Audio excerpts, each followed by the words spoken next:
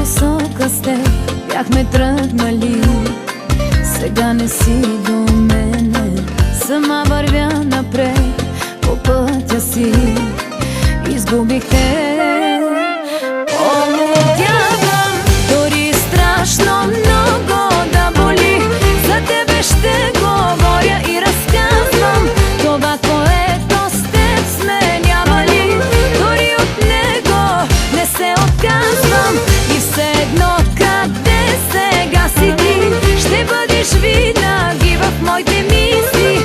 Това, което с теб сме имали, да знаеш само как ми липсва.